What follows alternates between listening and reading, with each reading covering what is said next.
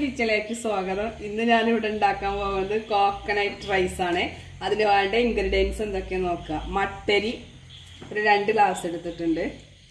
ഇത്രയും ചെറിയ ഉള്ളി, ചെറുപയർ, ഉലുവ, തേങ്ങ, ഉപ്പ്, ആവശ്യത്തിന് വെള്ളം. അപ്പം ഇനി നമുക്കിത് വേവിച്ചെടുക്കാം. ഇനി ഉപ്പിടണം ആവശ്യത്തിന്. നമ്മൾ ആവശ്യത്തിന് വെള്ളം ഒഴിച്ച് വേവിക്കാം.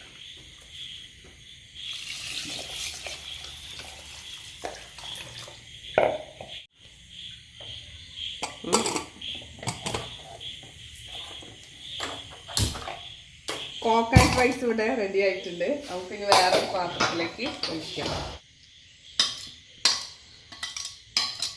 ഇതിൽ തേങ്ങയൊക്കെ ചേർത്ത് കൊടുത്തിട്ടുണ്ട്. ഇതിലേക്ക് നമുക്കൊരു ഉള്ളിട്ടിട്ട് വറവിടാം. ഒരു പാൻ എടുത്ത് അടുപ്പത്ത് വെച്ചിട്ടുണ്ട്.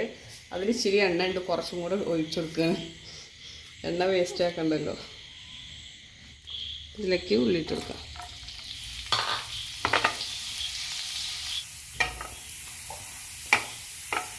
അപ്പം അങ്ങനെ ഇതിൻ്റെ വറവ് ഇവിടെ റെഡി ആയിട്ടുണ്ട്. നമുക്കിതിലേക്ക് ഒഴിച്ചു കൊടുക്കാം. അങ്ങനെ